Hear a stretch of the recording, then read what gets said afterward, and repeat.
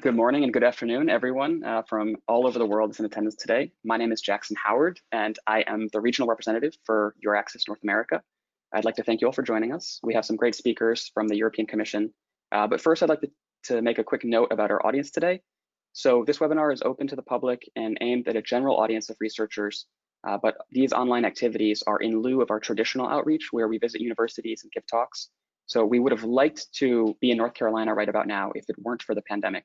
So we're thankful to those universities in the state that shared this widely and have a large number of their researchers in attendance. Those specific schools are all in or near Research Triangle Park. So in particular, we extend a warm thank you to the University of North Carolina at Chapel Hill, North Carolina State University, Duke University, and Wake Forest University. Because we've gone virtual, we've opened up this event to all, and we're glad to have attendees from several continents today. So with that in mind, I'd like to briefly give the floor to Allison Haskins, who is the Outreach Coordinator at the Center for European Studies at UNC Chapel Hill, to introduce her institution's activities. Thank you, Allison. Great, thank you so much, Jackson. Good morning, everyone, and thank you very much for joining this webinar. As Jackson mentioned, my name is Allison Haskins, and I'm the Outreach Coordinator at UNC Chapel Hill Center for European Studies. We are a national resource center as well as a Jean Monnet funded Center of Excellence, which is from the European Union. We very much support the mission of EURAXESS and the importance of research. At UNC Chapel Hill, we have a large number of graduate students, and we receive a large number of grants from institutes like the National Institute of Health and the National Science Foundation, as well as money from European Union institutions and the European Union delegation to the United States. We work very closely with our partner universities in Research Triangle Park, including Duke University, where we have an institutional agreement. And we try very hard to share funding with students. For example, we share Jean Monnet funding with graduate students who want to do research abroad in the summer, as well as some funding with undergraduate students. So we very much support the mission of research, and we hope that you guys learn a lot today from this webinar. And if you ever have any questions about researching with UNC Chapel Hill, please don't ever hesitate to reach out. Thank you very much. Thank you, Allison. I will invite Mary Kavanagh to also give her remarks. She is the Minister Counselor for Research and Innovation at the EU Delegation to the United States, and she will present on Horizon 2020 and the upcoming Horizon Europe. Good morning, everybody, and thank you very much to Jackson and Daria at EURAXESS for organizing this event. My name is Mary Kavanagh. I'm the Minister Counselor for Research and Innovation at the European Union's delegation to the United States. We work closely with EURAXESS on outreach events like this, and we're really happy to be here. And I'd like to welcome all of the attendees, and particularly my colleagues from Europe who will speak to you this morning about some of the amazing programs that we have in Europe that offer opportunities for people from anywhere in the world. So my role this morning is to put those two subsequent presentations in context. You will hear in detail about the Skłodowska-Curie Actions and about the European Research Council. But both of those programs are funded through what is called the European Union's Framework Programme for Research and Innovation. And this program is a 7-year program, which is one in a series, which they have been going on for decades. It's a 7-year program. It's approximately $80 billion over the 7 years. And it represents about 10% of the totality of research funding that's available in Europe, because most of the research funding that's available in Europe is actually available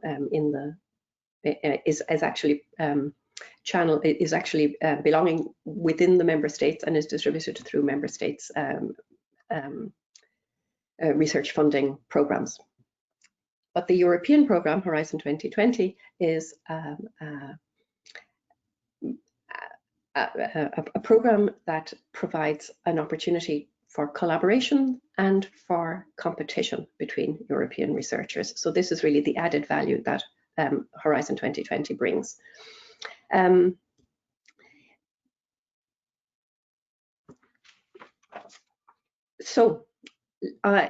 my presentation this morning, I'm going to explain a little bit how all of this comes together.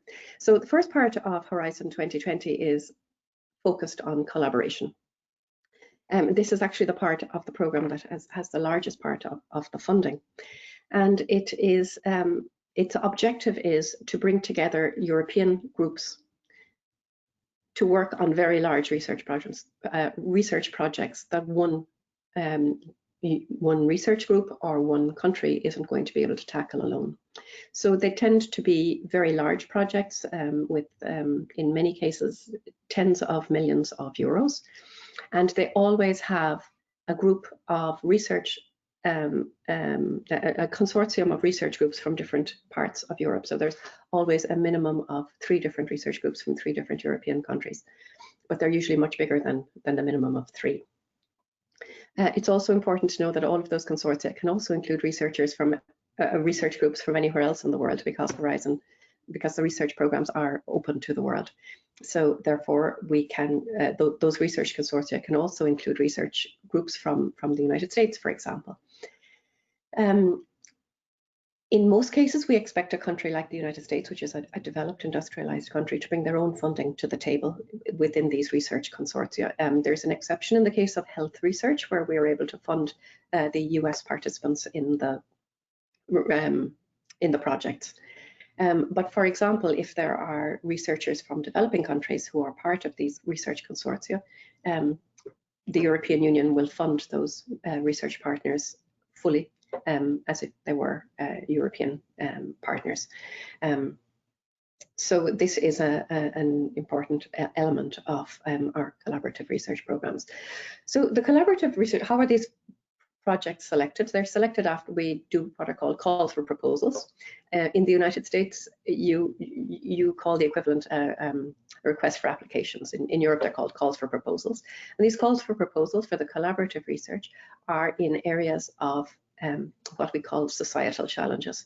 And these societal challenges, so it's not in siloed in specific scientific domains. It's really research that is where we expect the collaboration to include various dimensions of research that can tackle a societal problem. And some of these societal challenges are in the area, for example, of health, demographic change and well-being was one, food security and sustainable agriculture, or secure and efficient energy, for example. So kind of broad domains that involve a lot of different scientific disciplines to tackle specific problems. So that's the collaborative research in a nutshell. The other added value of the European research program, in addition to collaboration, as I mentioned, is competition. Competition between, well, obviously there's competition between research groups who are competing for the collaborative research grants, but also we promote competition between European researchers, individual researchers. And this is what you're going to hear about later, the opportunities that are available for an individual researcher who has an idea of a research project that they want to pursue, either as a postdoc or as somebody who wants to establish their own research group in Europe for the first time. And so this is what you're going to hear in more detail from my colleagues, Philippe and David, in a few moments.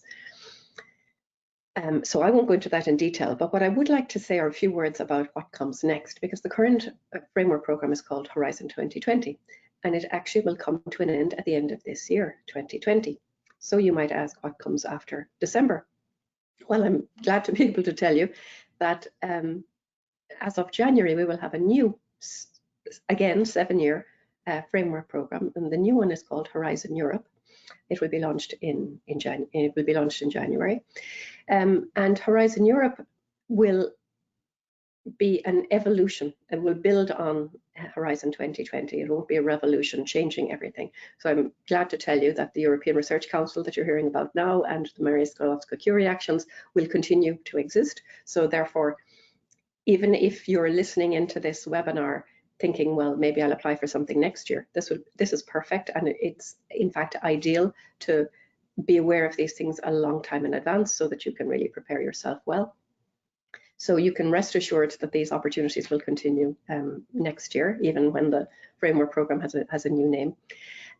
But Horizon Europe, as I say, it will be an evolution rather than a revolution. We will continue to fund the individual opportunities. We will continue, of course, to fund collaborative research, again with a strong emphasis on global challenges, and with a strong focus also, of course, on the research to support Europe's future in the European Green Deal, and of course also the Sustainable Development Goals, which are very important and underline Europe's much of Europe's policy in all areas, including in research. There will be a couple of novelties in Horizon Europe, and let me just signal them to you here. One very important novelty will be that there will be a strong focus on innovation also in Horizon Europe. So we've always had a focus on innovation, called the Research and Innovation Programs, but there will be an even stronger emphasis on supporting innovators, small research-intensive companies and startups that are really looking to expand their markets and to leverage private funding. So we have established the European Innovation Council. It's currently in its pilot phase. It will be in its it will be fully launched next year with Horizon Europe, and this European Innovation Council will, as I say, support these small innovators and small companies and startups also in a very innovative way, because not only will it give grants, but it will also be able to take equity in companies and also use blended finance to support them as they aim to expand, to develop bigger markets, and indeed to leverage private funding also. So this is a very exciting new departure for the European Commission and the European Union, and we expect that it will really help to develop greatly the innovation ecosystem in Europe.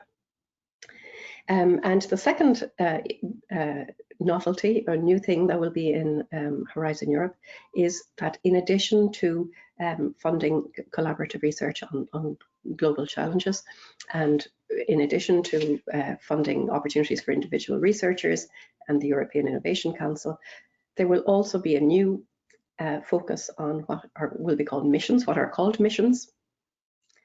And these missions are specific questions that we're asking the scientific community to deal with within a specific time frame, within a specific time frame. And these are questions that are really of interest to European citizens, where European citizens can say, we really want science to answer, to provide us with answers in these areas. So it's not going to be about the research for the sake of research, which is extremely important to develop more knowledge, but it's really applying the research that we have and the knowledge that we have to be able to answer specific questions. And there will be a number of these missions, and the missions will be in the area of smart cities, cancer, clean oceans and seas. For example, those are three that come to mind. Also, soil health and food will be another one. So these will be really important. So they're not instead of, and they don't displace anything else, but they will just be a specific focus also on these areas in Horizon Europe. In fact, these missions are somehow inspired by the United States moonshot back in the 60s, when the United States just said, listen, we're just going to let's just send a man to the moon. And they did it because they focused a lot on that, and they invested in it, and they focused their attention and their intelligence on it. And that's what we're planning to do in Europe, in Horizon Europe, with these missions. So I think I've given you a very broad brush overview of the European Union's framework programs for research and innovation, where we are now with Horizon 2020, where we will be as of next year with Horizon Europe. I'm delighted that my colleagues from Brussels are able to join us today, because what they will present to us is relevant now They will even talk about calls that are still open this year, but it's also relevant going forward in the future. So for any of you who are even thinking about spending part of your career in Europe, the programs that they're presenting are they're competitive, surely, but they're also generous and they're prestigious grants, which, if you are successful, will certainly help to advance your research career. So I'm looking forward to hearing what my colleagues will present, and I thank you very much for your attention. Thank you very much, Dr. Kavanagh. I'd now like to introduce David Feisel, Head of Sector for Marie Skłodowska-Curie Actions at the Research Executive Agency. David, I'll move to your presentation, and then we'll have your camera and audio on momentarily.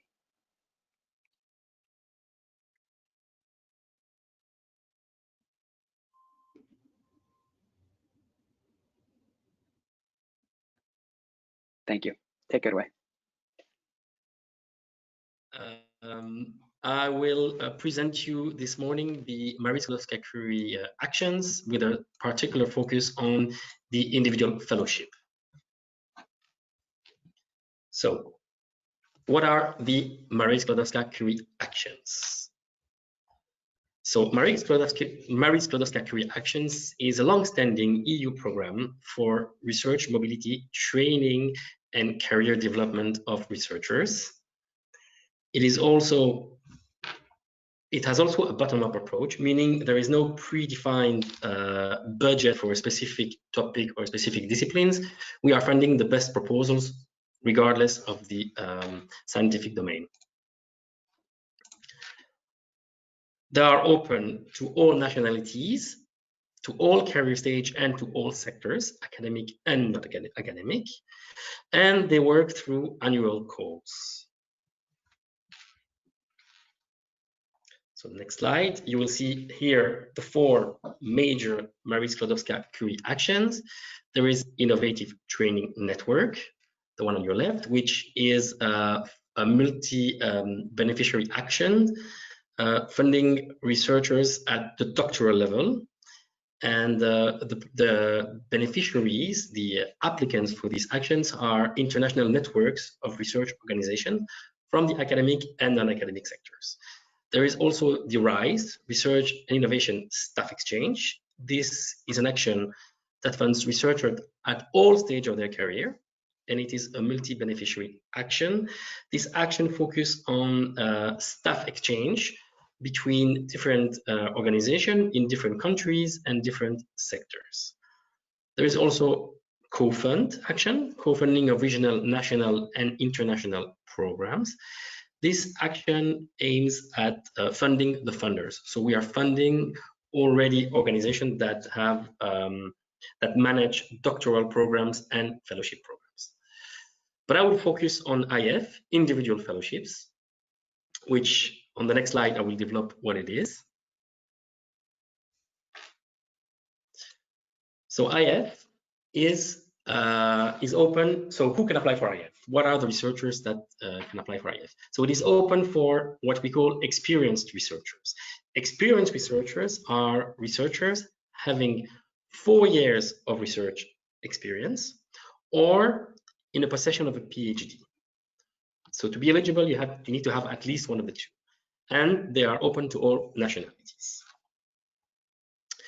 Which organization can apply? So it is open to what we call 2 sectors: the academic sector, defined by the criteria you see there, higher education establishment, non-profit research organizations, and international European interest organizations, as well as the non-academic sector, which is any entity not included in the first definition above.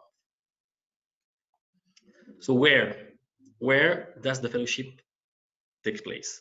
So as you can see here, anywhere in Europe. When I say Europe, I mean member state and associated countries to Horizon 2020.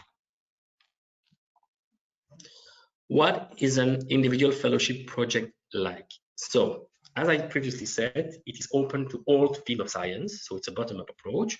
We have ranked them into 8 scientific panels: chemistry, SOC, economic, engineering, environment, life sciences, mathematics, and physics.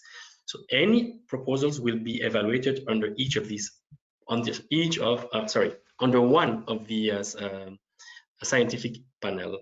The reason for that being that it helps us to allocate the most suitable experts to the proposal. And also it helps not to, since there is a budget for each scientific panel, they do not compete between each other. So it is a joint proposal that needs to be created. And when I say joint, I mean it has to be drafted and written and submitted by the experienced researcher together with a host institution. There's also an important role in this fellowship, is the role of supervisor. And you will see why in the next slide, because these fellowships are based on training through research. So there need to be training. So in order to have some training, you need to be supervised. The fellow would need to be supervised. So I have mentioned here some kind of trainings that can be expected about new skills that can be acquired, whether they are scientific or transferable, about the transfer of knowledge, about some dissemination and communication events, and training on gender issues. So these are examples of what kind of training is expected during the fellowship. Now, how much are we talking about for this fellowship? We here contribute to the salary of the fellow. So we have two cost categories. One is for the staff member unit cost, so for the researcher, and the other one is for the institution. So the researcher will receive per month, and these are the amounts that you see here, 4,880 euros, subject to a country correction coefficient. So it depends on the country, this is higher or lower. A mobility allowance that it will also be added to this, together with family allowance if the researcher is eligible to receive the family allowance. This means family obligations, marriage, or relationship with equivalent status. But there was also on the previous slide the institutional unit cost, but this is for the institutions. They will also receive per month an amount for research training and networking costs, and for management and indirect costs. The research training and networking costs is a contribution that is to be used for the benefit of the researcher. So I also mentioned here some example: consumable, conference attendance, publication costs. All this is for the benefit of the researcher. Then you can see here the architecture of the action, individual fellowships. Basically, I will come to and explain each of these difference of fellowships.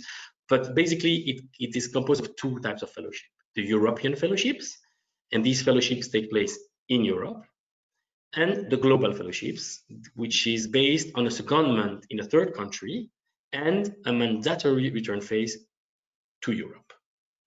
So the budget for the call for this year's call, so if we add all these variation, all these difference of actions, which I explain a bit later, we have a budget this year of 328 million euros. So the European fellowship. So European fellowships are for fellows either coming into Europe from abroad, from a third country, or moving within European countries. So either incomings or intra-European. Their duration is for between 1 and 2 years, 12 to 24 months, with the exception of the career restart panel, which is for 3 years.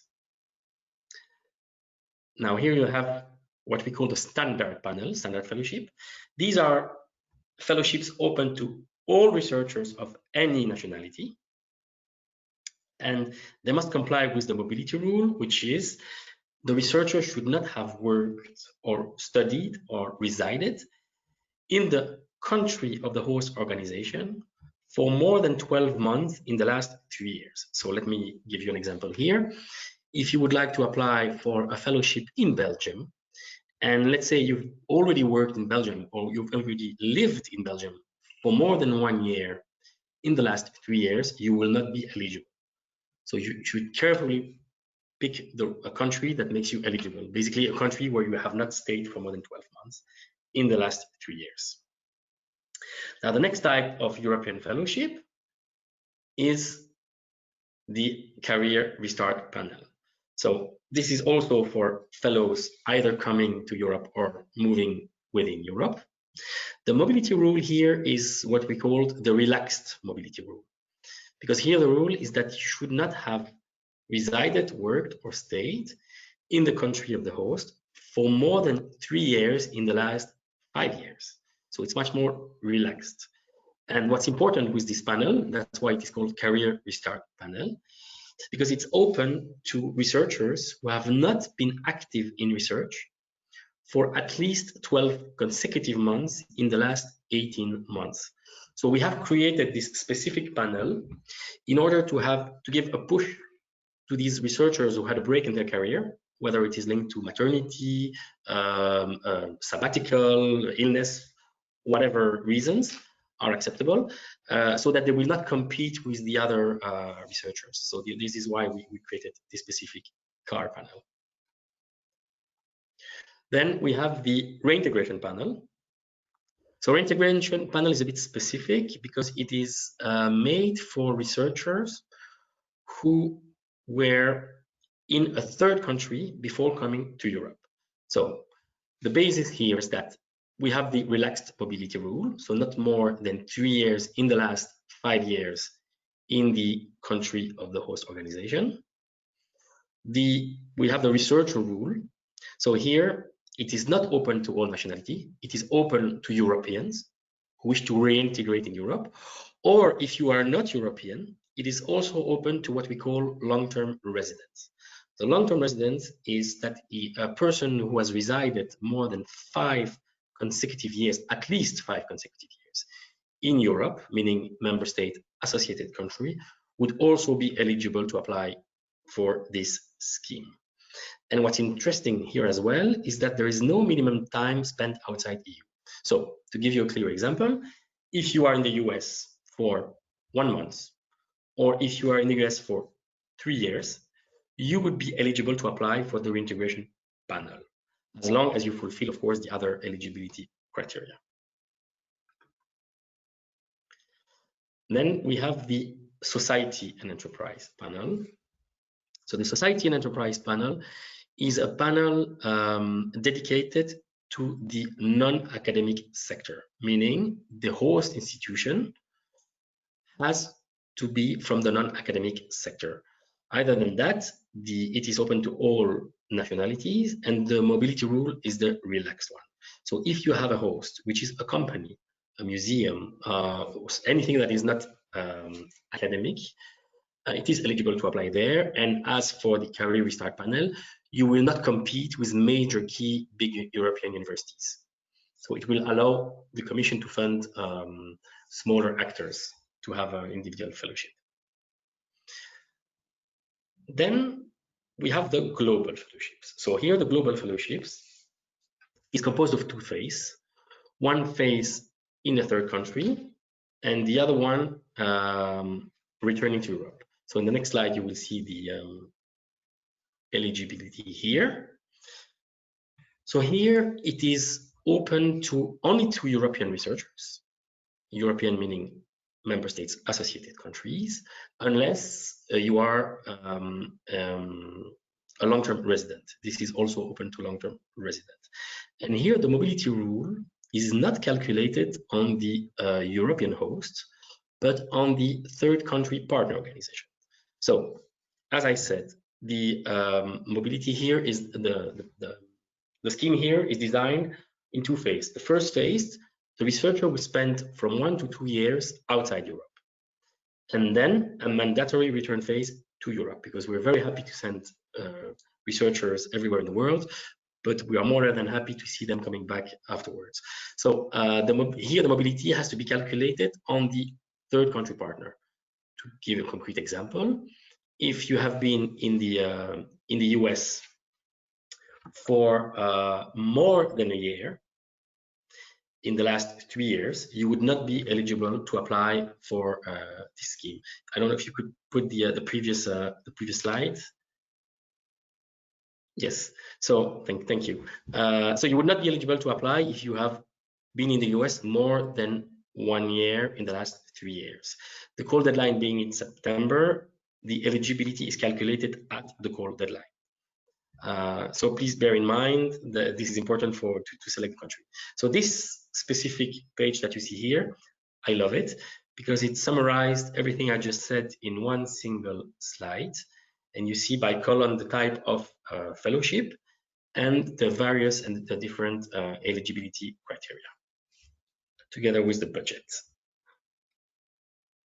Now, important dates. As I said, the eligibility of researcher is calculated at the call deadline. Here, the call deadline is 9th of September 2020. So the mobility rule, the research experience, everything should be compliant at the call deadline. As you see here in this slide, the call is already opened. It's open since 8th of April, meaning we strongly encourage you to apply as, to start, for those who have not yet started drafting the proposal and who are interested to apply, I think it's time to start working. The evaluation of proposal is done between October and December, and we launched the grant preparation as of early February 2021. And then the start dates of the fellowship, as you can see, can be immediate after the launch of the preparation, and even being delayed afterwards. Now, I am not going to detail the exact evaluation process unless someone asks the question I can develop. But to give you a size of an order of idea, we receive more or less every year 10,000 proposals, and we fund more or less 1,500 fellowships per year. We work, it's quite a big number, 10,000, because it's the biggest call of Horizon 2020 in terms of proposals received. So we work more or less with 4,500 experts every year, and they are working remotely. So they are evaluating the proposals remotely. As I said previously, there are 8 scientific panels, and we have 3 evaluation criteria, which are excellence, impact, and implementation, with a different weighting on the criteria and with various sub-criteria, which I will not detail here, but they can be found, of course, in the various documents I will refer to later. One thing important is that the proposal is short. It is maximum 10 pages.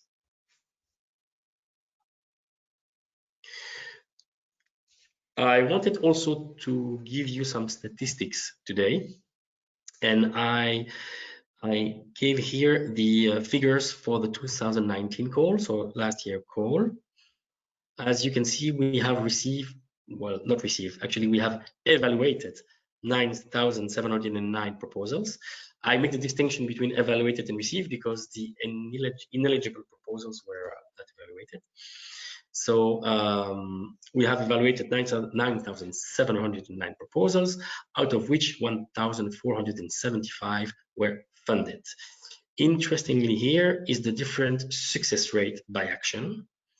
And you can see, for instance, that for standard fellowship, the success rate is around 13%, while for the society and enterprise, we are above 27%. So you can see quite interesting variations of success rates between the panel.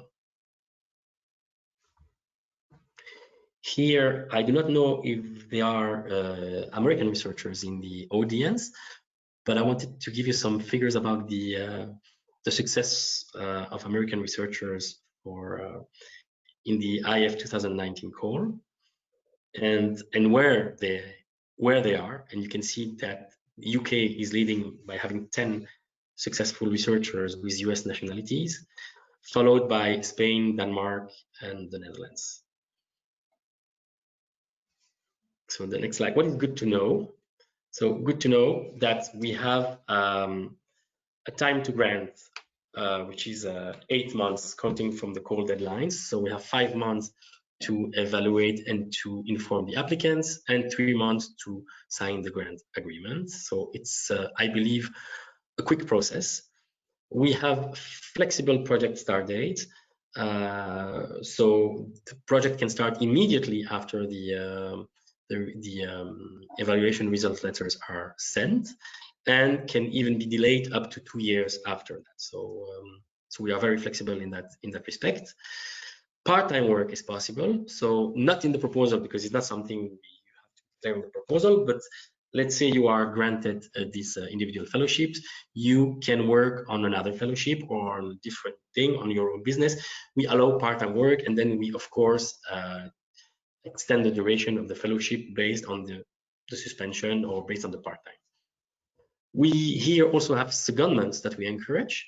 So during the course of the fellowship, the researcher may travel to another organization, a partner organization, and stay there for a few months. It's maximum 6 months for fellowship, where they basically can acquire other skills. And in that respect, we strongly encourage that the secondment is taking place in another sector than the host organization. The funding and tenders portal is the reference point for the proposal submission and the core documentation. And the next call deadline is 8 September 2020. I think in the other slide I mentioned 9 September, so it's 8 September. This is the final day. Here I just wanted to show you a statement from Professor Hell, which is a Nobel Prize winner of chemistry in 2014, where he mentioned that if he hadn't gotten the individual fellowship funding, he would probably have dropped out. So I believe these are very important fellowship, and they are really helpful in the career of a researcher. My presentation ends here. I have added here the various links where you can find the information and the documentations. For those of you who would like to apply, I strongly encourage you, and this is an understatement, to go in the funding and tenders portal and to download the guide for applicants, because it states everything you need to know in order to apply. Thank you very much for your attention, and have a nice day. Thank you so much, David. I'd now like to introduce Dr. Philippe Coopers, Head of the Life Sciences Unit at the European Research Council Executive Agency. Philippe, let me get you on here. Thank you. Thanks, Jackson. Can you hear me? So my name is Philippe. Yes, thank you. I'm the head of unit for the life sciences at the European Research Council. On the next slide. Yes, I will divide my talk in 3 main parts. First, I will explain to you what is the European Research Council about. I will showcase some achievements of this European Research Council that we nickname ERC, and I will finally showcase some statistics. I think the most important thing for you is to well understand what this European Research Council is exactly doing, what are its funding principles, what is it made for. I think that if you have to remind one thing about the ERC, is about freedom for researcher. Basically, researchers are fully free to send any type of application for any type of research that they want. The purpose of the ERC is to support excellent research in frontier research through a purely bottom-up, individual-based pan-European competition. So bottom-up because, as I mentioned, there is no precise topic that the ERC is opening. There is no precise policy item that you need to respect or to take care of. It's purely individual. So Mary has explained to you before that the major parts of Horizon 2020 is about collaborative research, but the ERC is about mainly individual research. We give grants to a single PI. It's a pan-European competition because from wherever you are when submitting the proposal and when you sign the grant agreements, you will be competing for the evaluation with anybody established in Europe, basically, who is also submitting a proposal to the ERC. As I mentioned, we leave researchers fully free to submit application in any type, in any field of research that they wish so. There is no thematic priority. And although we have 3 main domains, the life sciences, the physical and engineering sciences, and the social and humanities, it's only those 3 domains are only there to give a certain structure, but not at all to limit the type of application that we are receiving. We have only one evaluation criteria, which is the scientific excellence of the proposal. And we offer funding schemes for independent researchers of any age and career stage from anywhere in the world. And basically, if you are established in the United States or in China or in Canada or in Europe, you can apply, send an application to the European Research Council. However, if you are selected at the time of signing the grant agreement with the ERC, you will have to be established within a host institution, which is established in a member states of the European Union or one of the associated countries. So the citizenship doesn't matter, the place where you send the application doesn't matter, but if you are selected, you will be asked to be established in a host institution in an EU member states or associate country. Now the ERC is part of Horizon 2020. It has a quite comfortable budget of 13 billion that was spread between 2007 and 2013, and 2020, according to the breakdown that you see on these slides. As Mary was saying, Horizon 2020 funds mainly collaborative research, for example, in the societal challenges, where we also have one specific item for health research. There is also, of course, something dedicated to infrastructure, the building capacities, and the ERC, as you see here, is about 17% of the total funds possible within Horizon 2020.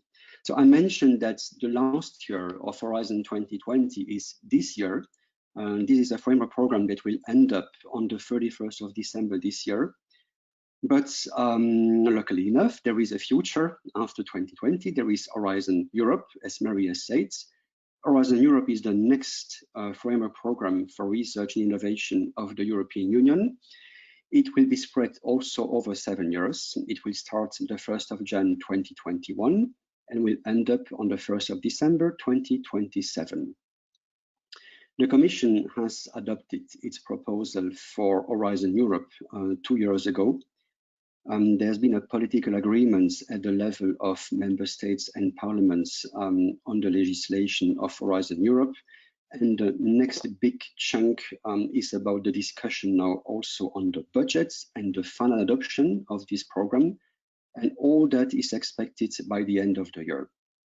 The initial proposal by the Commission was quite ambitious, for more than 94 billion euro for Horizon Europe, including a bit more than 16 billion for the ERC. Most likely, the budget will not be that high. Member states will need to find an agreement with the European Parliament on a budget for this program. Discussions are well advancing. Progress has been made already at the level of the member states last week, but it is very likely that the budget will not be that high. But on the next slide, the good thing is that you can also click one more time, Jackson. Yes, thank you. The good thing is that there will still be one major home for the ERC, this European Research Council, as well as for the Skłodowska-Curie Actions that we have heard just before by David. And this still will be located under the Pillar 1 of the Horizon Europe program. So we have secured this European Research Council for the next 7 years. The first calls are not published yet. The last calls for Horizon 2020 for the ERC have been closed. And the next call for 2021 will not be published before a certain time. I can give you all the details if you want so. About the next publication date, which are still draft because the legislation for Horizon Europe is not fully adopted yet. Let's go to the next slide. So I mentioned that ERC was about freedom for researchers, which is something critical to us. And here I listed some of the main added value of this program for the researchers.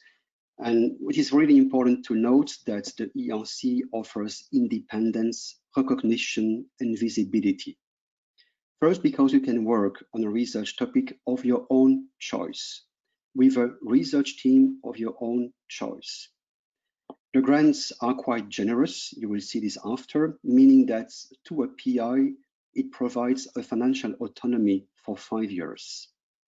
And you have also the right to negotiate with your host institution the best conditions of work. Basically, you will sign a supplementary agreement with this host institution that is dedicated and upon the grant agreement that they will sign with the ERC to give to the PI having a grant of the ERC the best work conditions that they can have in their host institution. You can constitute the team as you wish, in the way you wish, adding the top team members and collaborators that you want. It doesn't matter from which country they are. And one very important thing as well is that if in the course of the project, at any time in your project, in your grants of the ERC, you want to change host institution, you can always do so. And we have this, of course, with a substantial number of our grantees, is that they switch institution, they switch countries quite regularly, I have to say. And this is fully allowed by the ERC. You can keep your ERC grants, even if you change host institution. This is what we call the portability of the grants. This is something really critical, and that's one of the best added value that we can have at the ERC. What we also see is that the ERC is a label of quality. As I mentioned, it's supporting really top researchers and top science. You will see that people benefiting of ERC grants have a lot of visibility, gain a lot of recognition at the member states level, also at the European level, and also at the world level, actually. On the next slide, the particularity of the ERC, it's about its governance, in the sense that it is headed by a scientific council.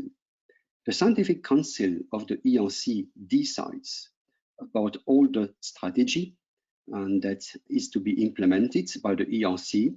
It controls the quality of the operations and of the management, and it also ensures the communication with the scientific community. The composition of this scientific council is based on high-level people. They are appointed directly by the European Commission. The president ad interim at this stage is Jean-Pierre Bourguignon, a mathematician. The vice president for life science is Janet Thornton, the University of Cambridge, UK. And the life science members are Geneviève Almousny, Paula Bovolenta, Margaret Buckingham, Jesper Sviestrup, and Nektarios Tavenarakis. And all the other members are more for the physical science and engineering or the social science and humanities. The other thing that the scientific, just one slide before, Jackson. Another thing that the scientific council also does is to appoint the panel members. By panel members, I mean the peer reviewers who will evaluate all the applications.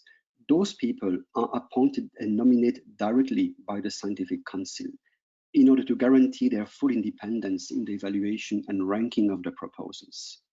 And those panel members on their side can also decide on appointing some remote referees if they estimate they don't have enough expertise in a precise panel. On the next slide, of course, this scientific council is supported by the executive agency. I'm belonging to the executive agency. What we are doing is to implement all the calls for proposal. We are organizing the peer review evaluation. We are signing the grant agreements. We are distributing the money, paying the people. We are following up all the projects that we are funding. We are carrying out a lot of communication activities.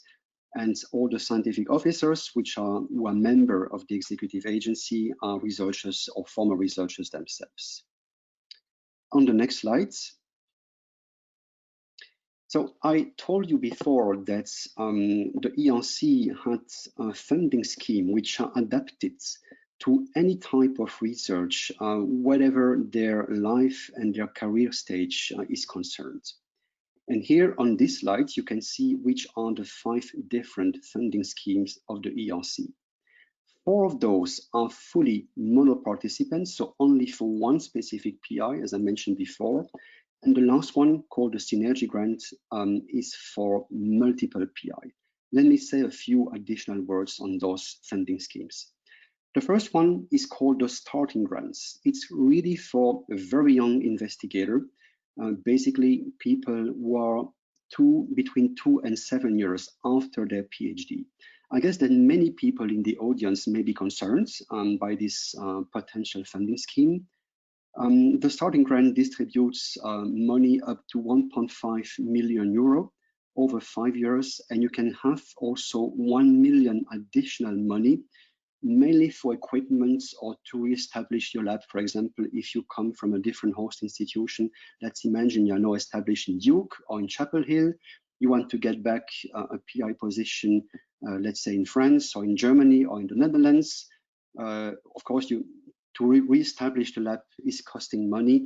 You can ask for some additional money, more up to 1 million euro in the starting grant. For example, here it means that your grant can be maximum 2.5 million. The next funding scheme is for the consolidated grants. Basically, those are PIs who are between 7 and 12 years after their PhD. They can have a grant of up to 2 million euro for 5 years, and there is a possibility to ask for 1 more million euro if circumstances are duly justifying that. Then the next stage is what we call the advanced grant. That's really for very established PI, having a good track record of significant research achievements in the last 10 years. They can receive up to 2.5 million euro plus one possibility to have 1 additional million, also for 5 years. All the people who are funded in any of those 3 grants, possibility for grants, at any time of the grants and up to 1 year after the end of the grants, if they have a result that would be potentially exploitable, for example, they could ask what is called a proof of concept. This is only for a small grant, up to 150,000 euro, but this may allow them to establish, for example, a business plan or to establish a bridging gap between research and early stage of a marketable innovation. And they can ask for several POCs in the frame of the same projects. So I mentioned also that there is one funding scheme at the ERC which is for collaborative research. This is called the Synergy Grants. It was relaunched not a long while ago in 2018. It will not be active in 2021, but will come back in 2022. Those synergy grants are for 2 to 4 principal investigators who can receive up to 10 million euro in total, plus a potential additional 4 million. And this is for 6 years, a total of 6 years. The particularity of those synergy grants is that, and this is a big difference as compared to the rest of the collaborative research in Horizon Europe, as Mary has explained before, is that the synergy grant, you can be even established in the same member states or even in the same host institution. You can still ask for a synergy grant. There is no rule for being established in 3 different host institutions of 3 different countries. Now, you can be, for example, 4 people established in one specific similar university in Europe. You can also, with the synergy grant, to have 1 additional PI, for example, of the United States or of China, or of any country in the world. Now, I told you that there was no precise research topic within the ERC, but still we have to add a bit of structure in order to facilitate the evaluation and also in order for the applicants to decide what is their right panel where they want to be evaluated. So we have constituted here different panels in the 3 different domains: the life sciences, the physical sciences and engineering, and the social sciences and humanities. For the life sciences, you see that there are 9 different panels, starting from LS1 to LS9. LS1 is really starting with the molecular basis, molecules of life. Then we go, let's say, to a higher level of complexity, moving to genes and genomes, then moving to the more cell biology parts, physiology, neuroscience, immunity, prevention, diagnostics and treatment of human disease, environmental biology, ecology and evolution, and then biotech and biosystems of engineering. The physical science and engineering have 11 panels. ranging from mathematics to materials engineering. And you will see that several of those panels are quite relevant also for life sciences, actually.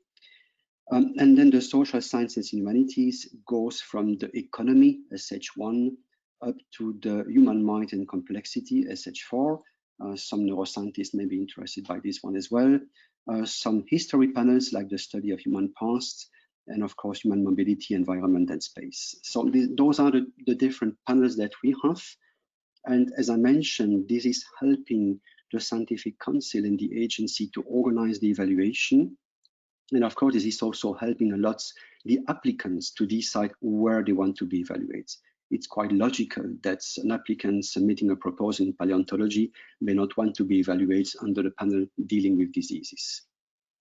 Now, as far as the life science is concerned, if you have read what were the panels before and the descriptors of those panels before, there have been some changes for the evaluation next year in the panel titles, subtitles, and descriptors. The contour of those panels have been slightly redefined to allow for more multidisciplinary aspects of the domain and a better continuum between the different areas of expertise. And so we also try to address a quite strange issue that we see with life science, is that we have basically a lower amount of submission that we expect. You have to know that the money is distributed between the panels on a pro rata of the level of application, the number of application which is submitted to those panels.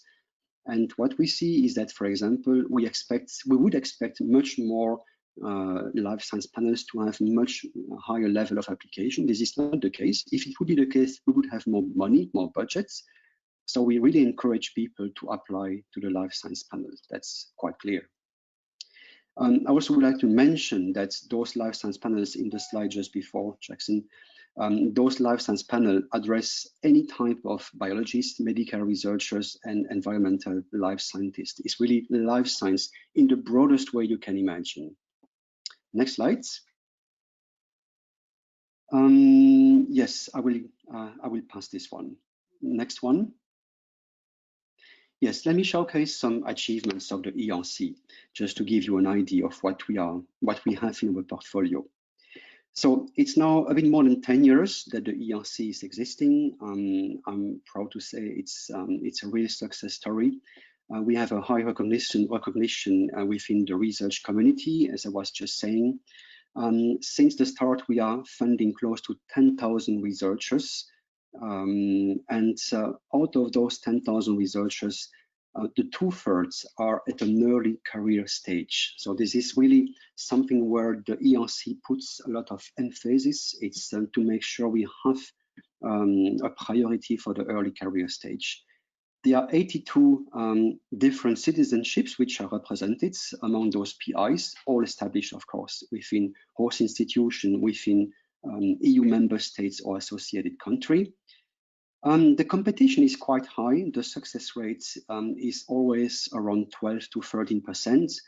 It sounds a bit severe, but it's not that different as compared to most of the funding agencies that we have in the world. It's lower as compared to the Marie Curie, if you have seen what David has shown. But of course, the level of money is also different. We have a total of 800 different institutions involved in the ERC in 33 countries in total. And basically, it's quite also interesting to see that 50% of the grantees are actually located in 50 institutions. So we see that, you know, we have those kind of place of excellence which have a trend to attract more ERC grantees than any other. We also noticed that the ERC is taken by many other national programs and agencies as a benchmarking. And also interesting, I think, for you to know, there are several funding agencies in different European member states who have agreed that they would be funding the ERC runners-up if ERC would not have enough money to fund those ones. So that's quite interesting. Even if you fail at a specific stage, of course, at the ERC evaluation, you could still have a chance within your own member states, depending which funding agency, depending which country, of course. As for the Marie Curie, Skłodowska-Curie actions, we have a very efficient and fast grant management system, same timelines as David has mentioned, basically. Next slides. Just to give you some success rate, of course, I will take here the very top. But for example, Peter Ratcliffe was a former ERC advanced grantee. He was focusing on a project about molecular mechanisms of oxygen sensing by enzymes, and that directly led to his Nobel Prize. On the next slide, we have, of course, other grantees of the ERC who got the Nobel Prize. In the area of physical science and engineering, we have Bernd Feringa from the University of Groningen in the Netherlands for the design and synthesis of molecular machines, very close to the life science, actually. We have also Nobel Prize in the economy, Jean Tirole. We have several medal fields in the mathematics area. We have Nobel Prize for the graphene with Novoselov, and of course, we also have Nobel Prize in neuroscience with the Moser couple and John O'Keefe for their discoveries constituting a positioning system in the brain. Just to give you some of our top grantees that we have. On the next slides, about statistics that may be quite relevant to you. I don't know when you want to, if you want to get back to Europe, in which country you want to establish. What I will show to you now should not influence you at all, because we have grantees from all over Europe in all countries. But I think it's in terms of purely factual information, I just want to showcase those statistics here for the advanced grants, consolidated grants, and starting grants, all domains together. So life science plus physical science plus social science and humanities. What we see is that, of course, it's maybe quite logical. The countries with the largest amount of population and the largest population of researchers got the highest number of grants. It does not mean that they have a higher success rate, but they have the highest number of grants. UK, Germany, France, the Netherlands, and then we go on with the different other countries. On the next slides, we have the success rates. And there we see, that's quite interesting, that the country whose applicants are the most successful in getting, after evaluation, a grant agreement with the ERC are the Netherlands, 16%. Many countries are otherwise quite close to. I showcase here different countries. You can have a closer look. Again, this is not to influence you. As I mentioned, we have ERC grantees from all over Europe, but this can give you a certain direction should you want to reestablish in Europe at some moments. On the next slides, I will close my presentation here. I'm very open to any question you may have. I give you here some websites to have more information. If you want to ask me how the course are organized or the evaluation organized, I can also give you some more details. I don't want to bombard you with too many slides at this level. I'm always available should you want to have any additional information. And of course, I'm available now together with David for any question that you may have. Thank you. Thank you very much, Philippe. I will begin my presentation. Right now, I'd like to give a briefer presentation on EURAXESS because my colleague and I are based in the US and we cover the US and Canada. So we're always here as a resource for you. And before I begin my part of this overall presentation, I'd like to invite you to think of what you'd like to ask during the upcoming Q&A session. In about 10 minutes, we'll go over to that. So please use the questions box in the bottom portion of your GoToWebinar control panel. If it's addressed to a specific speaker, please write out which one or which funding program so that I can read it out to him or her at the end. And if it's something that multiple people can answer, you can also indicate that and we'll invite multiple speakers to chime in. So I'm sorry in advance if we don't have a lot of time to get to every single question, but we will address as many as we can. And us at EURAXESS North America will be available to hopefully address as many as we can afterwards by email or over calls in the future, or connect you to the people that can. So as a brief overview, you have this overarching initiative, which is called EURAXESS Researchers in Motion, and then you have the hubs outside of Europe, and our hub is EURAXESS North America. So this webinar today is organized and hosted by us in EURAXESS North America, and I'll explain our specific services and activities shortly, but first get into the overall initiative. So EURAXESS Researchers in Motion is a unique pan-European initiative of the European Research Area, or ERA. ERA enables the free circulation of researchers, scientific knowledge, and technology. EURAXESS is backed by the European Union and its member states and associated countries. The overall aim is to support researcher mobility and career development while enhancing scientific collaboration between Europe and the world. And a friendly reminder that all of our services are free. So in terms of our EURAXESS services, I would say we have 4 central components. The first is our portal. Our website has a job and funding database where researchers like you are invited to search for job vacancies and funding opportunities.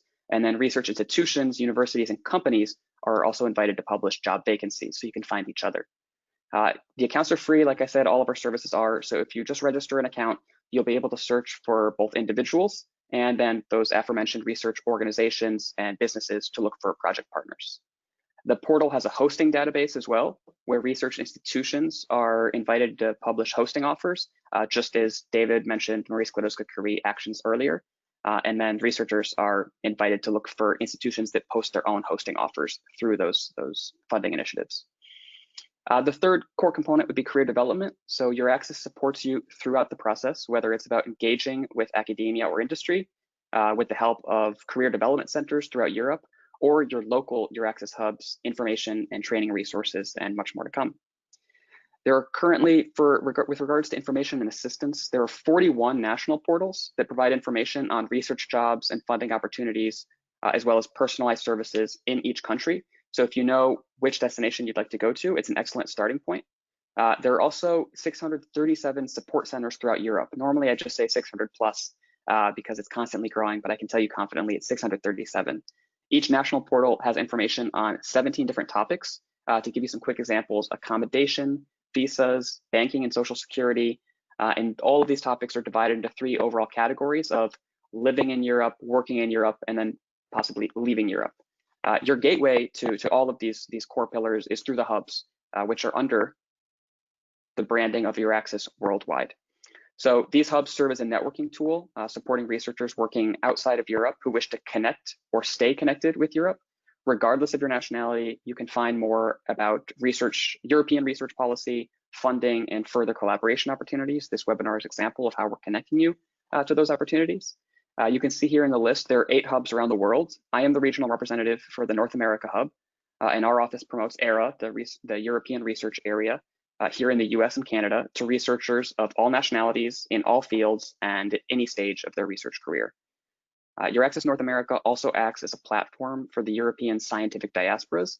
These are the national networks of researchers and scholars in North America that provide information of specific relevance to their home countries, to their respective countries. So these European scientists are a great resource for those nations as well as for their adopted ones here in the US and Canada.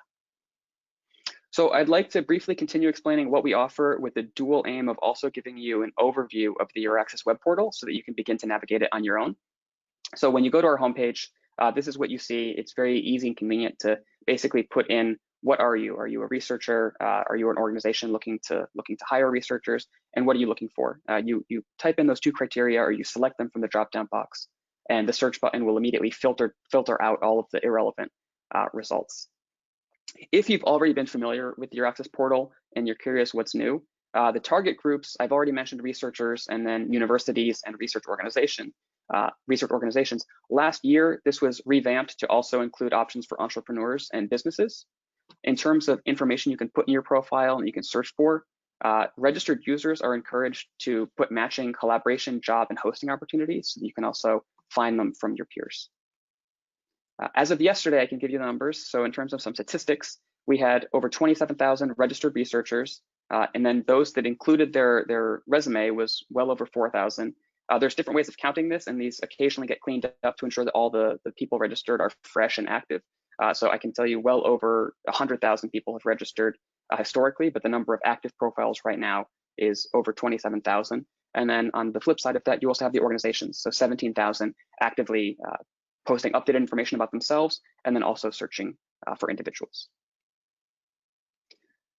So the first pillar that I mentioned earlier is the job and funding portal. There are currently over 92,000 job postings. These are centrally managed and updated live.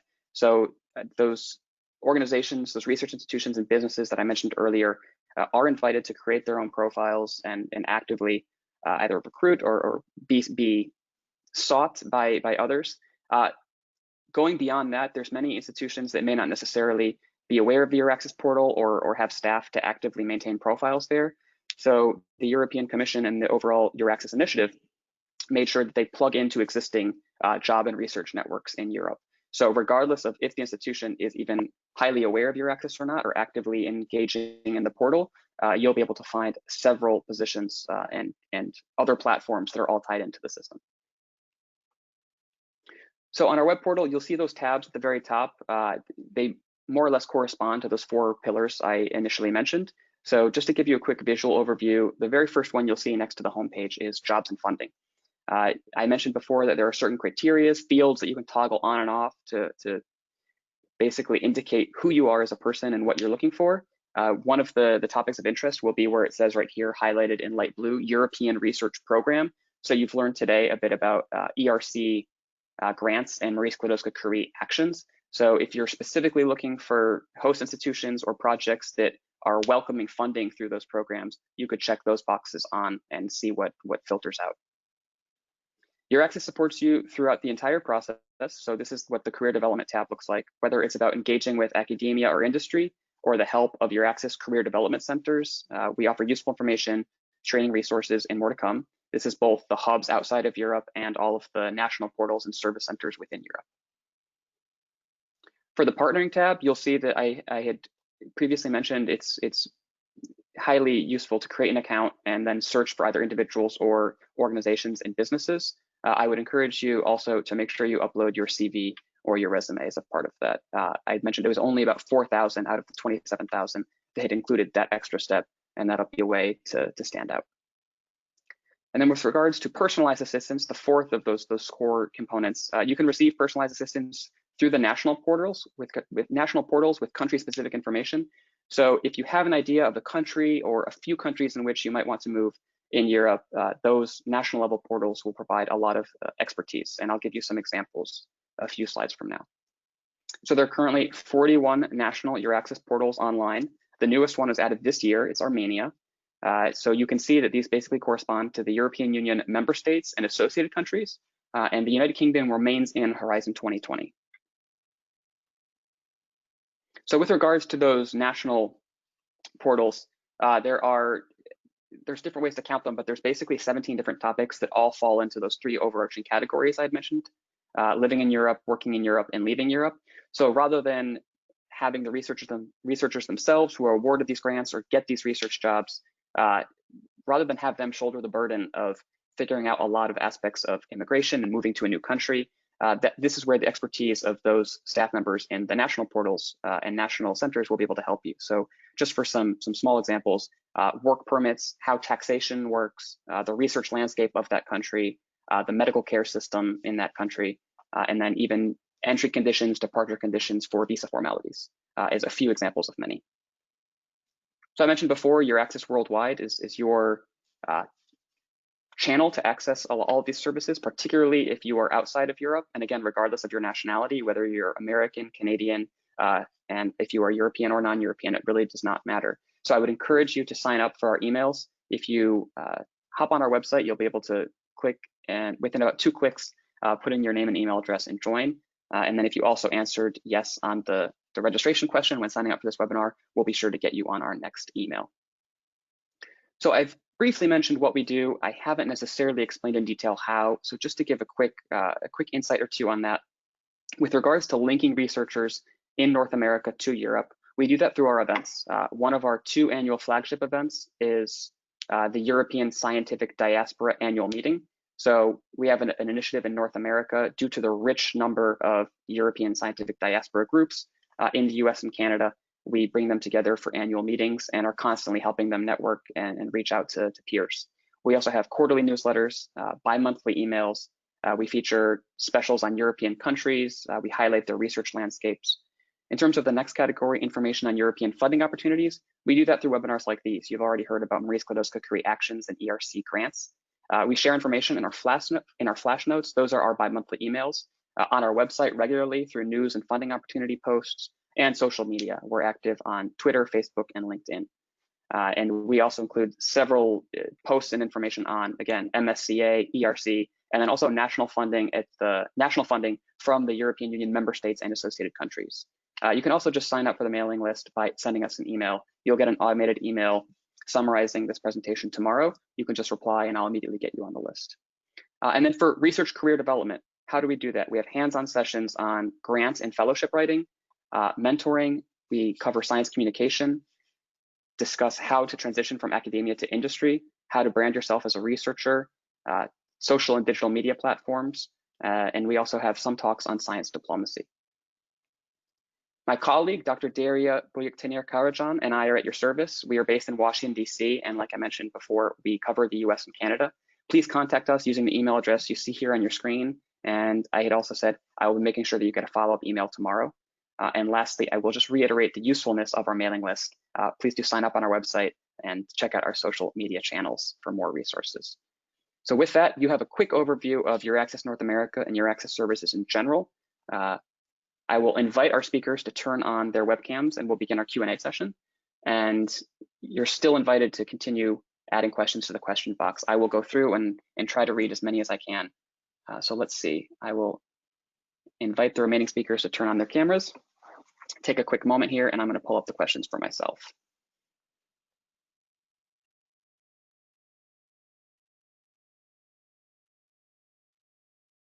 So let me just make sure I have everyone here.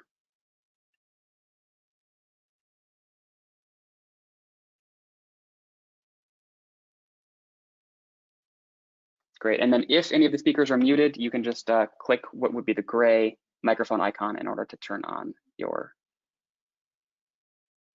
audio. Bear with me one moment, everyone, just to make sure we get that. Can I just ask all of our speakers to say a quick hello so I can make sure I can hear you? Hello, do you hear me? Great, I hear you both. Hello. Great, okay, so I'm going to start going Both through some or three of questions. us? I hear everyone, so I think we're good to go. So in no particular order, I just do want to go through and I'll see if these are tagged to specific people. So a question regarding ERC. We have a postdoc at Duke who is asking if the ERC starting grant is available for postdocs planning to establish their research group in the US rather than Europe. The answer is no. If you want to have an ERC grant, as I mentioned, you can apply when you are still in the United States. That's not a problem. But if your grant, your application is selected after the evaluation, you will need to be located for signing the grant agreement with us. You will need to be located in a host institution established in one of the member states of the EU or one of the associated countries of the EU. But the citizenship doesn't matter. You can be American, you can be Chinese, you can be Japanese, this doesn't matter. But at some point, the host institution will have to be established in Europe once to start the grants. Thank you. I don't know if this will be specific to a certain funding program, but someone asks, is a research center considered non-academic? I'll invite any of you to answer. I don't know if it's for David or for me. We'll have the distinction in Marie Curie, and I can give you the definition of the academic sector, the way we understand it. The definition refers, so academic sector refers to public or private higher education establishments awarding academic degrees, so that's easy, and public or private non-profit research organizations for whom one of the main objectives is to pursue research. So I cannot answer precisely the question now. We have a validation service who, based on the criteria I just explained, will decide if the organization is academic or not. And would there be a different answer for you, Philippe? No, for us, we don't have such a definition. Okay. So I have a question. A European researcher that has been in the US for 3 years, for an individual like that, what would be the panel to apply to for European fellowships? The standard panel or reintegration panel? Are there differences to take into account? Well, the question is a very good one, which I often receive. The researcher is eligible to apply for both, but as I displayed in my presentation, the statistics, the success rate for integration being 20.37% in comparison with 13% for standard, I would strongly suggest to apply for integration. Okay. So we have an attendee who's working in Belgium and interested in global fellowship. Can the secondment for global fellowship be done in 2 phases for, say, 6 months each? So the reply is no. It is not possible because for a global fellowship, which is a fellowship of more than 18 months, the maximum duration of the secondment must be 6 months. So it cannot be 2 phases of 6 months, as the question says, but it can be 2 phases of 3 months or 1 phase of 6 months. But the question is twofold. The secondment can take place in any of the 2 phases, that's for sure. But it can be one single secondment of 6 months or different smaller segments of a few months that will lead to 6 maximum months. Okay. And the next question is, for starting grants, how many times can a researcher apply to a starting grant? Is there a limit? Yes, that's a very good question. For this, I need to explain a bit of history behind the ERC. When the ERC got established, basically there was no limits. You could apply as many times as you wanted.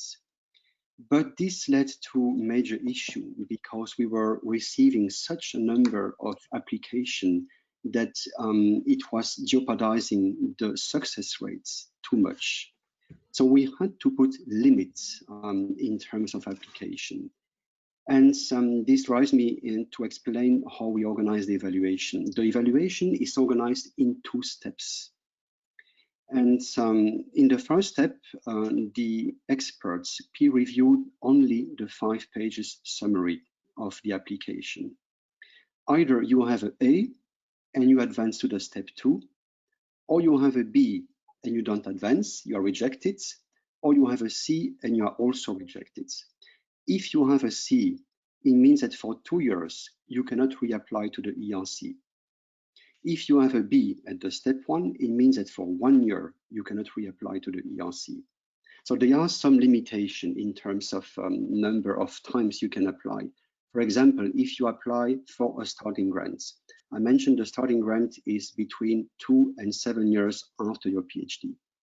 Imagine that you apply for a starting grant after 4 years following your PhD. If you are successful, so the best.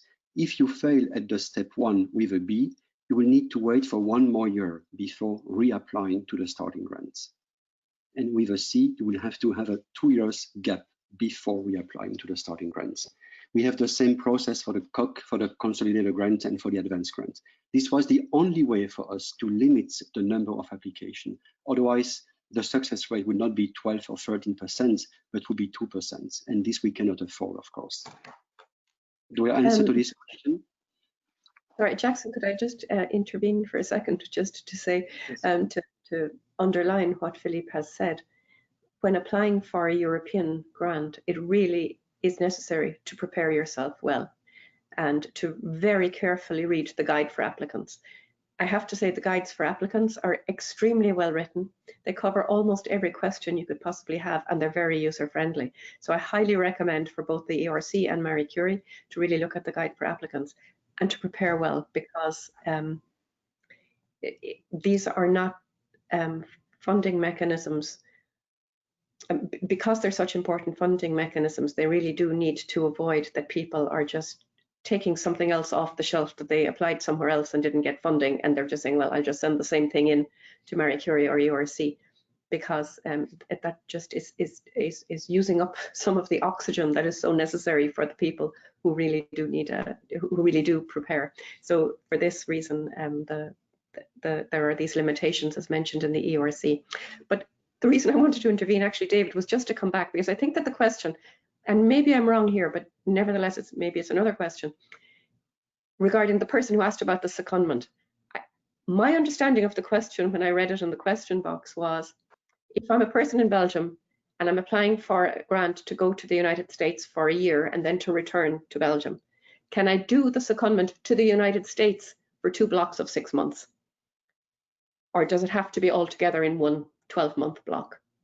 That was how I understood the question, but maybe I'm wrong.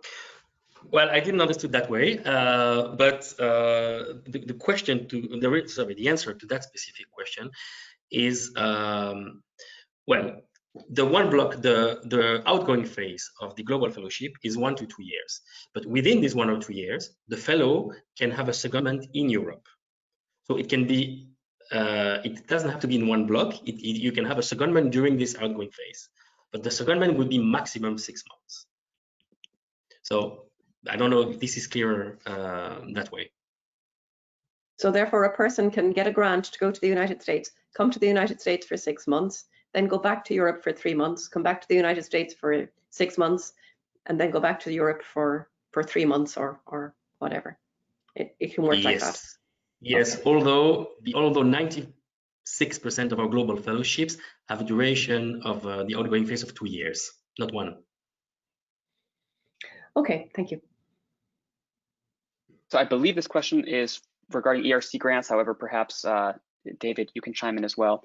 Someone asks when the next available dates will be. I'm not sure. Do these repeat on the exact same calendar every year? And is it only one set of calls per year, or is it several times a year? So the first part of the question, what is the expected next available date to apply? We expect that the first deadline for applying to the starting grants for 2021 would be in March 2021. Now, as I mentioned, it's an expectation because, of course, this concerns the program Horizon Europe, which is not yet accepted and fully by the member states and the parliament. So what I'm saying is still speculative, but the plan is to have a first deadline for the starting grants in March next year. Will it be only one open call a year? The answer is yes. It's one call for starting grant per year, one call for consolidated grant per year, one call for advanced grant per year, and one call for synergy grant per year. The POC, this proof of concept, they are 4 deadlines per year, but that's only for people who have already an ERC grant ongoing. So that's a bit different. Okay. Can I just add something here about, because we're talking about call deadlines, the question was also about call Please. deadlines. In my presentation, I give 2 dates, which is a mistake. So the correct date for the individual fellowship call deadline is 9 of September. Great. I'll quickly supplement to say, I won't try to speak as an expert on Marie Skłodowska-Curie Actions, but a lot of online deadlines that you'll see do close at close of business Brussels time. So just do factor in that if you're applying in the US or Canada or on the Western Hemisphere, that you may have about 6 hours less than you expect in that case. If I also may say, Jackson, there was also a similar question right after for the consolidated grants for the ERC. And there I can just say that the first expected deadline may be in April next year, so that we answer the same type of questions in one row. Okay. Could I for a second, Jackson, because I see a question there also related to the ERC, which I think is a very important one. One of the attendees asks, should I focus if I'm applying for an ERC grant on one of the famous 50 universities? And my strong recommendation is don't do that. You don't have to do that. As Philippe said, you can apply for an ERC grant in any institution in Europe. Absolutely. I really want to, that's good that you mentioned that, Mary. I want to insist on that. I've seen the question as well that comes a bit later. I want to really strongly emphasize that the host institution is not an evaluation criterion.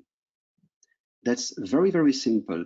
We always insist, and all the panel chairs insist, that the host institution can never come in the discussion for the evaluation of an application. That's very clear. And as a matter of fact, we have, as I mentioned, people coming from all over Europe.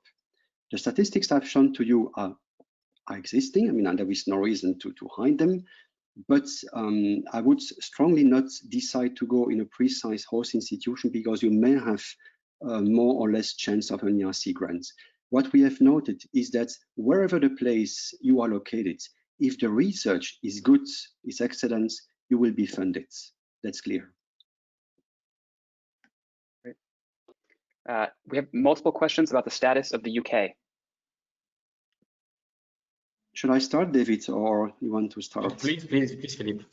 Or Mary, you want to propose a general answer to this one, or should I start?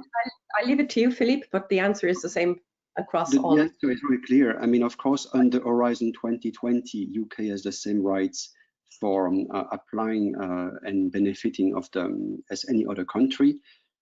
For Horizon Europe, we do not know. It all depends of the negotiation which are currently ongoing between the UK and the European Union. But at this stage, I cannot commit to any position of what will be the situation of UK for Horizon Europe. That's as simple. I don't know, David and Mary, if you want to compliment me. Well, my reply would be exactly the same. Okay, let's see. So I know the speakers have seen several of the questions before. I've read them just as they've come in. We've allotted an hour and a half of their time. You've all been very generous. I don't know if we can get to a few extra, and then any questions that don't get answered, I'll be happy to try to address via email afterwards and follow up. But let's see here what else we have. Can you all speak to the language of study? Is it English? Is it the language of the traditional language of the country? Does it depend? In our case, for the ERC, 99,9999999% of the application are written in English. Officially, people have the rights to send an application in any language of the EU.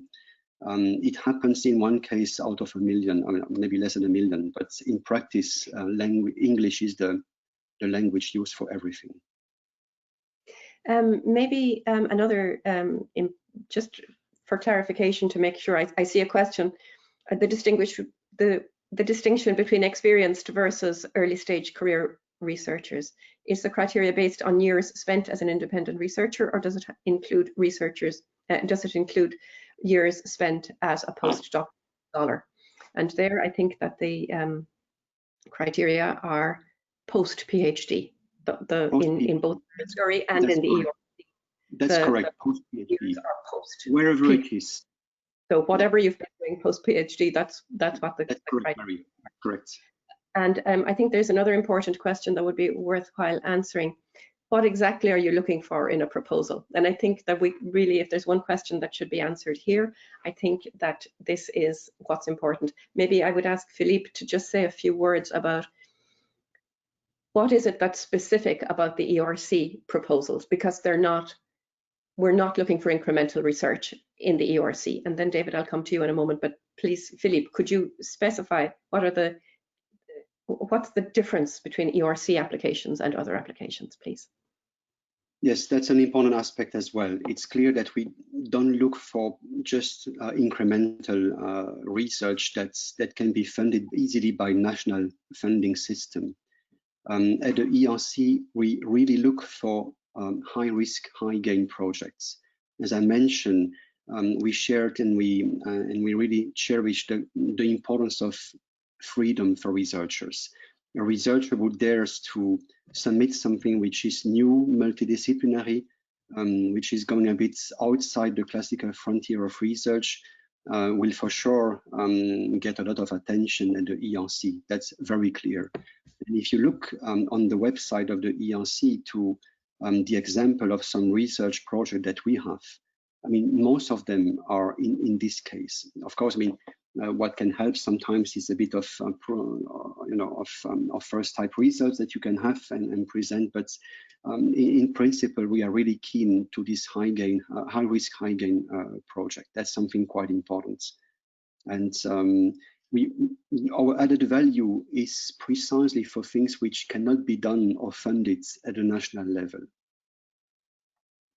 Thanks, David. Did you want to indicate what the specificities of Marie Curie are? Well, unlike the ERC, we have more evaluation criteria. So for the individual fellowships, to talk about that, we put emphasis, of course, on the research project and the innovation of the research project, but also on the transfer of knowledge of what would the researcher bring to the institution and what would the institution bring to the researcher. What's important for us for Marie Curie is the training and the career development of the researcher. So this is this kind of package that we're looking for.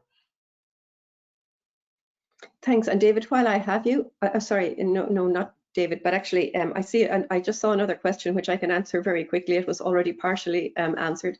One of the questions was, do you have to have a letter from a host institute if you're applying for an ERC grant? And the answer is yes, you have to have a letter of a host who says if this person receives an ERC grant, if their application is successful, we are ready to host them. Yes, you do. There needs to be this anchor. Yes. However, the host institution is not evaluated. It's simply a proof that if you get the grant, that you will have this place to go in Europe. This is very important. So of course you have to reach out to them in advance. You can't apply, get a fund, get funded, and then go and knock on the door 3 months later and say, hi, I got an ERC grant, here I am. Of course, you have to have a letter of acceptance from a host institution. But as Philippe said, the host institution is not evaluated. So therefore, please don't worry about where your host institution is. Go where you think you can do the right work and where you can do your best work and live your best life. The reason that the host institution is not evaluated is because it's twofold. First, what the ERC is interested in is you and your idea. That's what they're interested in. They want the best ideas and the best people to carry out those ideas. And secondly, because as Philippe also mentioned, the grants are portable. So therefore, you could apply to go to University A and have your acceptance letter from University A or research institution A. And after 6 months, get a better offer from institution B of, I don't know, a full professorship or something, and you might say, well, I'm going to take that. So it's portable. So this is why the host institution is not evaluated. It's you and your idea that's evaluated. And if I might just say one more thing, I always say this after the ERC present, because I think it's quite important for people to realize.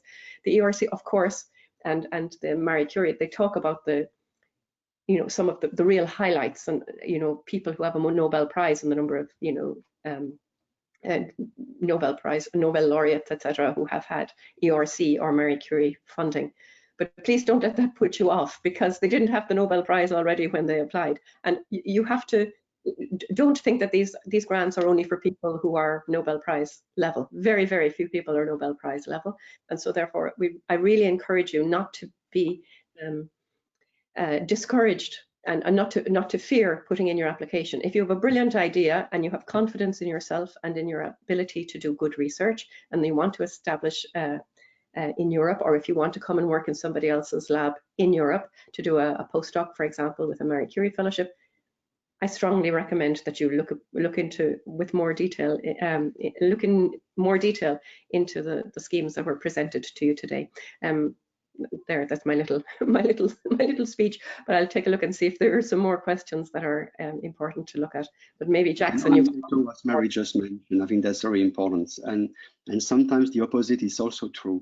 We also got sometimes some Nobel Prize sending application to ERC and having failed at the evaluation, while another researcher with maybe a better idea got funded. So it's a fully open and free place. Just take a chance. Great. I'll take 2 questions right now addressed to me. So I'll invite our 3 main speakers to scroll through the questions that they might want to anticipate for a moment from now. Someone asks, is EURAXESS only for researchers based in the US and Canada? Can researchers from other countries apply through this portal?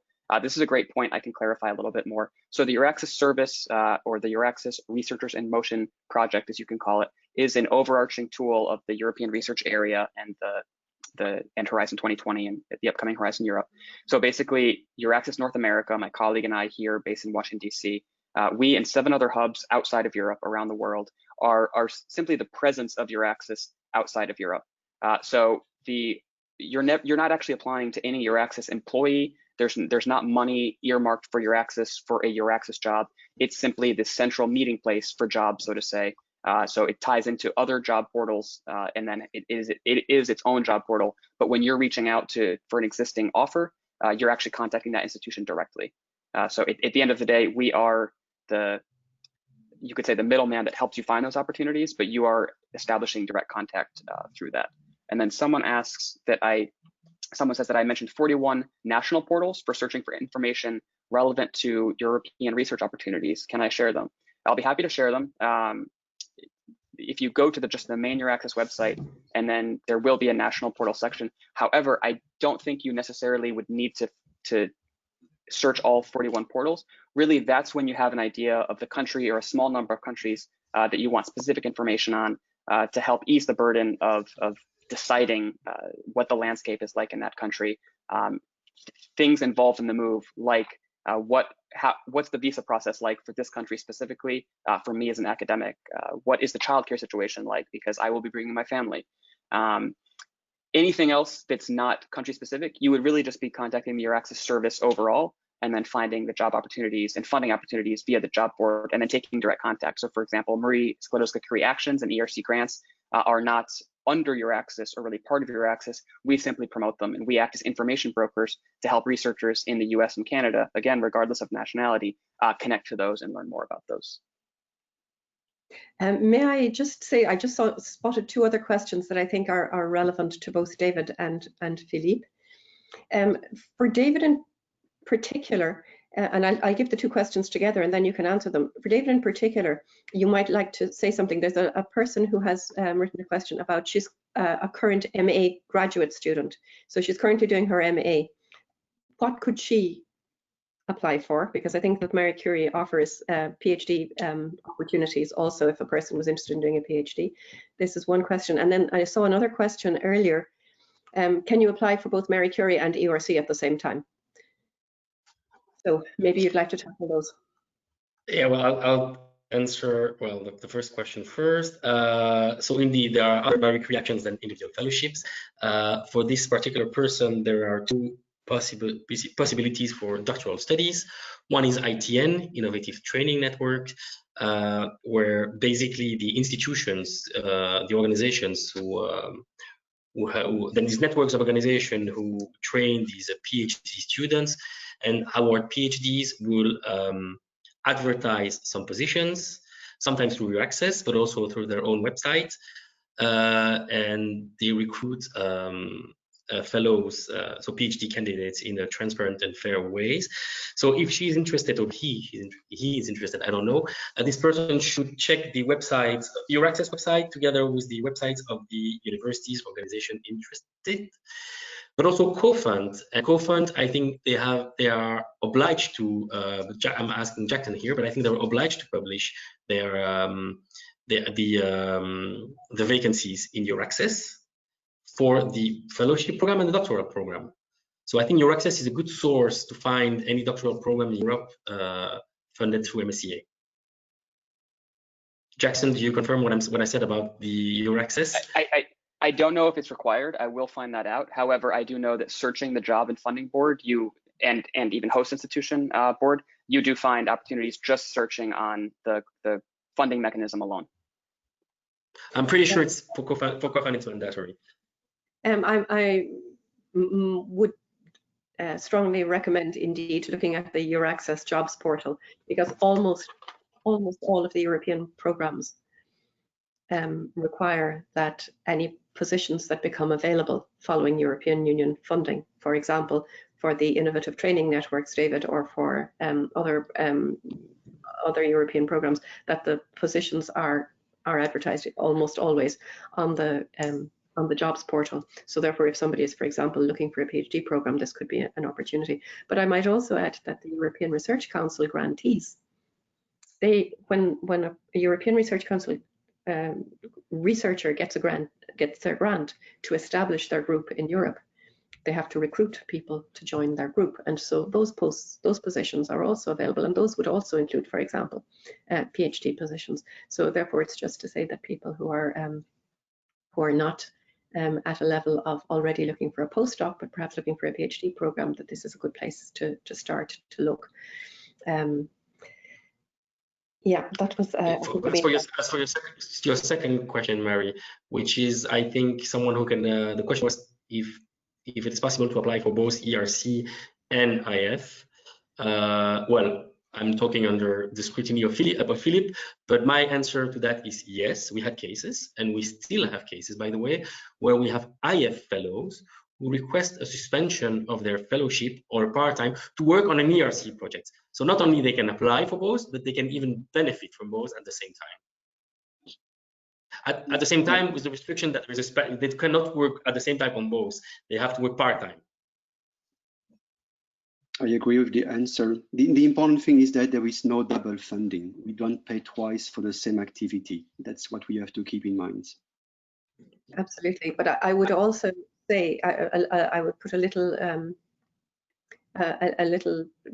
bémol on this, as they say in French, which is be very careful, because the Marie Curie fellowships and the ERC grants are aimed at people at a different, are aimed somehow at people at different career stages.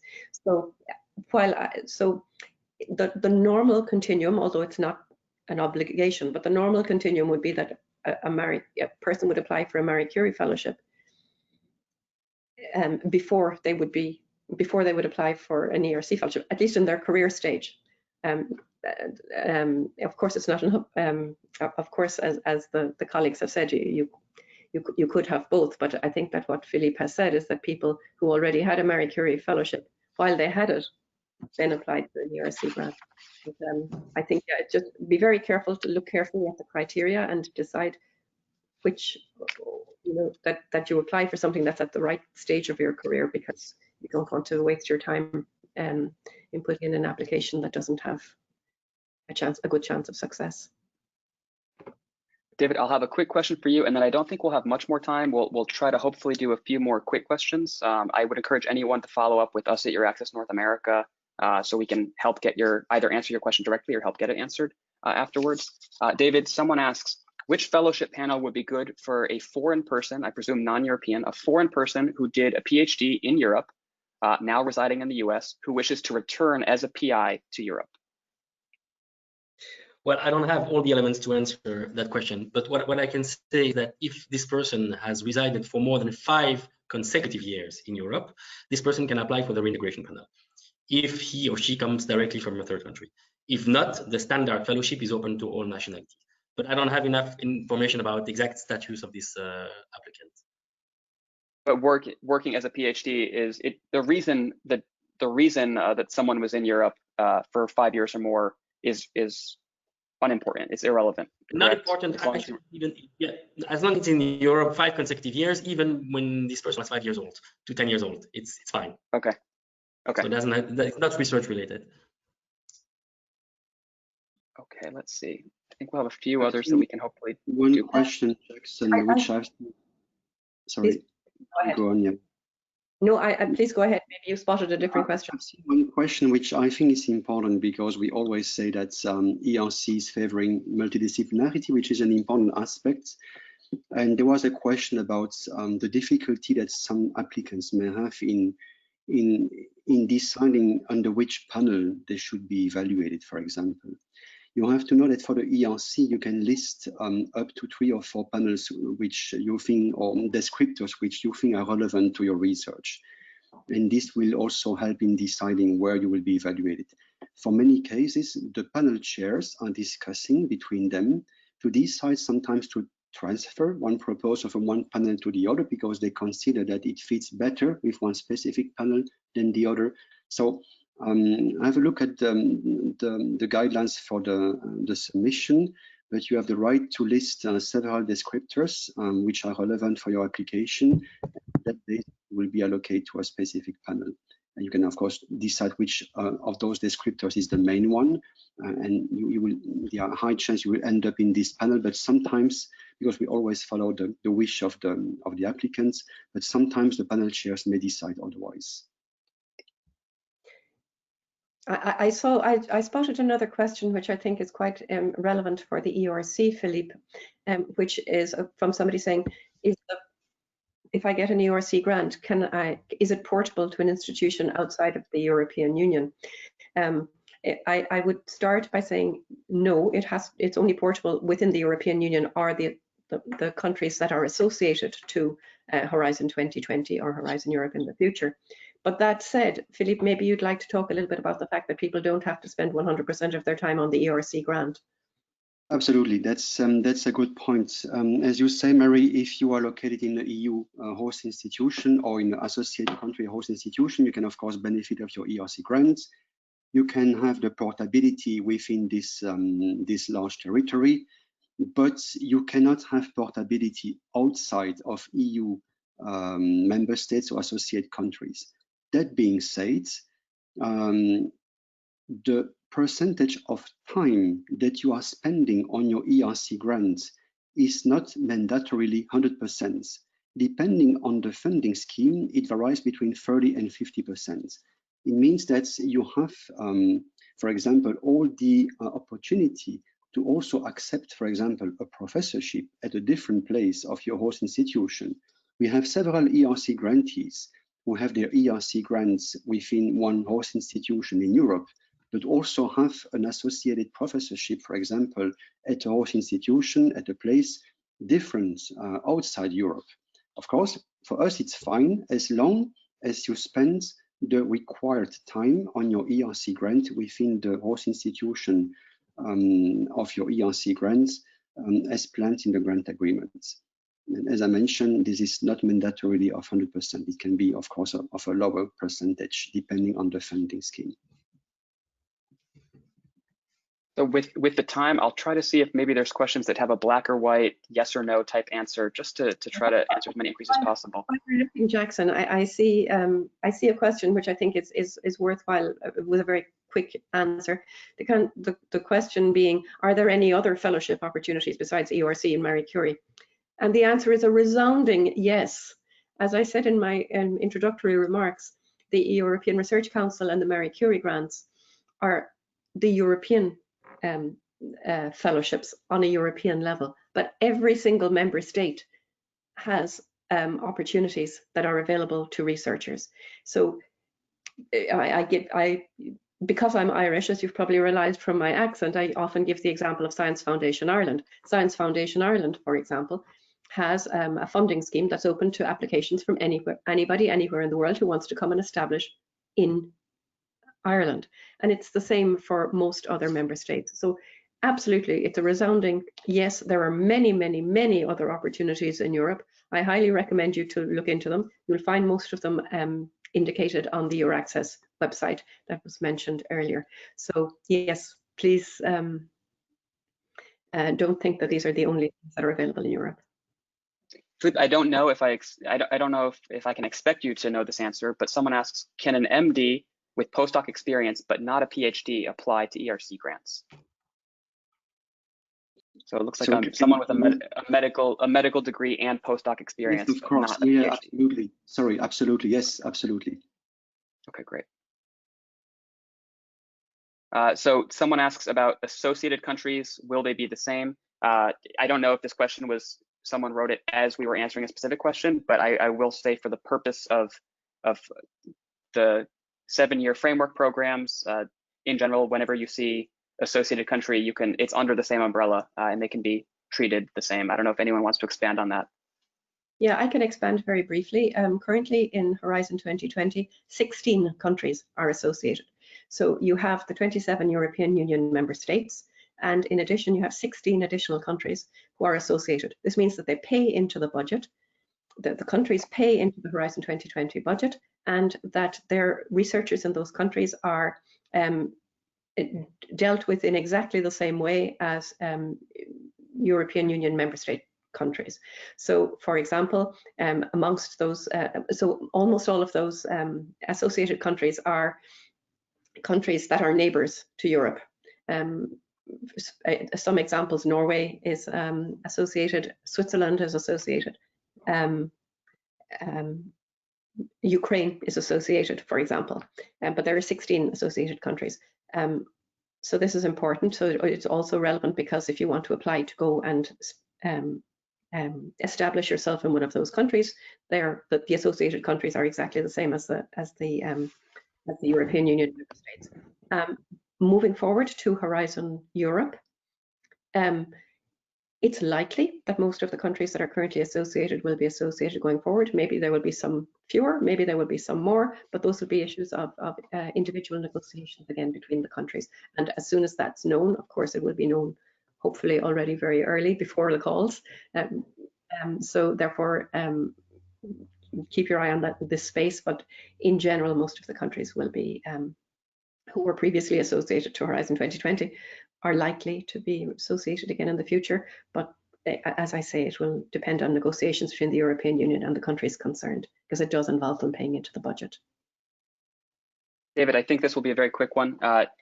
Is there an advantage for an MSCA alumni who would submit a new MSCA application? And this asker doesn't clarify if they mean official or unofficial. I don't know, is that included at all in the sort of scoring or ranking mechanism? I presume there would be an advantage in being familiar with the process, but I'll leave it to you. Absolutely no advantage, no. Okay, everyone is treated the same. I also answer quickly a black-white question, Jackson. There is no earlier deadline for the ERC starting grants, for example, deadline in fall 2020. The answer is no.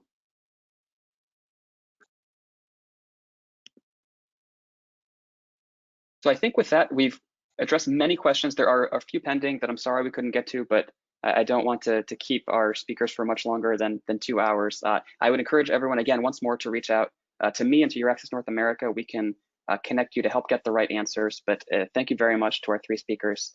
So with that, we'll be closing out the webinar. Thank you again, Dr. Kavanaugh, David and Philippe. We're here as a resource to you.